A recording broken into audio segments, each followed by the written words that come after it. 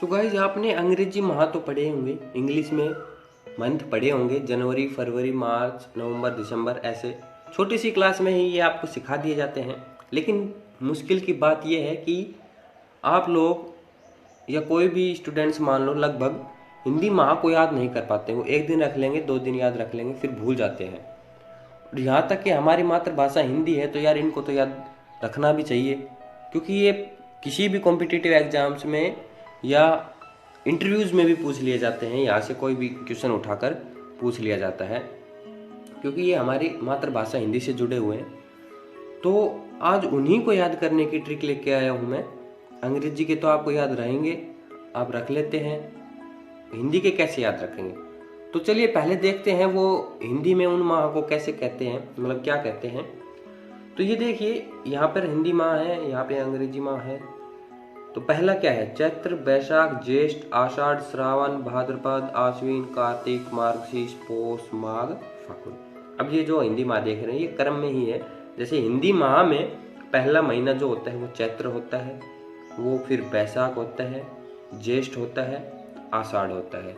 लेकिन अंग्रेजी माह में पहला महीना क्या होता है? जनवरी, फिर फरवरी और फिर मार्च, ऐसे करके होता है। अब जैसे आपसे कोई पूछ ले, किसी भी इंटरव्यू में पूछ ले, मान लीजिए कि हिंदी माह के अनुसार जो आपका 8वां महीना है उसे क्या कहेंगे? तो उसे क्या कहेंगे? 8वां महीना कार्तिक हो गया ना।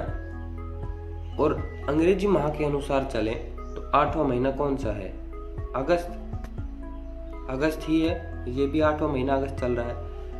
अब देखिए, जैसे हम बात करें कि हम अपने गांव में लोग बोलते हैं ना, सावन आ गया, सावन।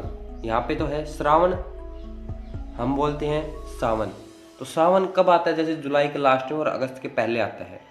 तो सावन हो गया, ये देखिए सावन, और ये हो गया जुलाई। अब आपके दिमाग में कंफ्यूजन बन रहा होगा, यार चैत्र के आगे मार्च है, बैसाख के आगे अप्रैल, फिर मई। तो ये जो है, जैसे मार्च का हिंदी अर्थ चैत्र नहीं है, मई का हिंदी अर्थ ज्येष्ठ नहीं है। इसका अर्थ क्या हुआ कि भाई ये बिल्कुल अलग हैं, ये बिल्कुल अलग हैं। इनको हिंदी माह के अनुसार ऐसे ही क्रम में याद करना पड़ता है। और ये हमारा जनवरी, फरवरी, फिर आता है मार्च। तो आप इनको याद कैसे रख पाएंगे? देखिए, चैत्र में च आ रहा है, मार्च में च आ रहा है, तो दोनों हो गए आपस में रिलेटेड।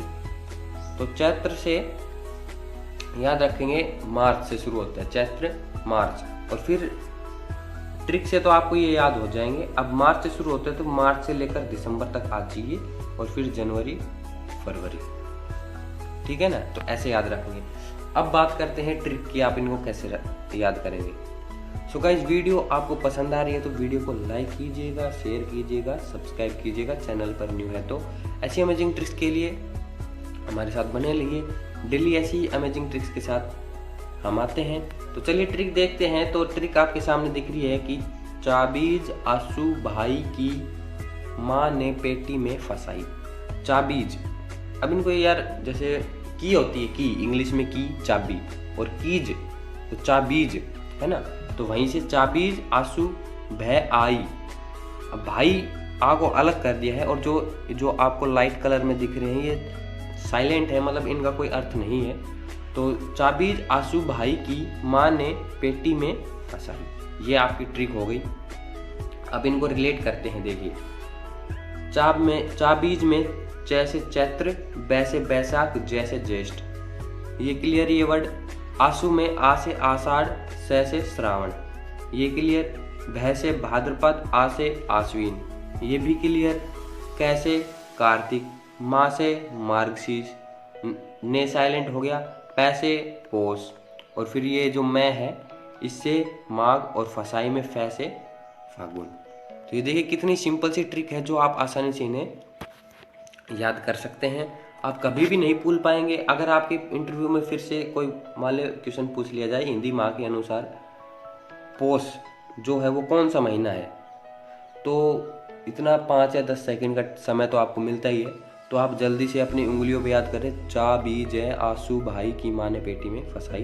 तो जैसे 10वें नंबर पर आ रहा है तो 10वां महीना है, ठीक है। 10वां महीना, वैसे अपना 10वां महीना हो गया कौन सा है अंग्रेजी माह के अनुसार, अक्टूबर।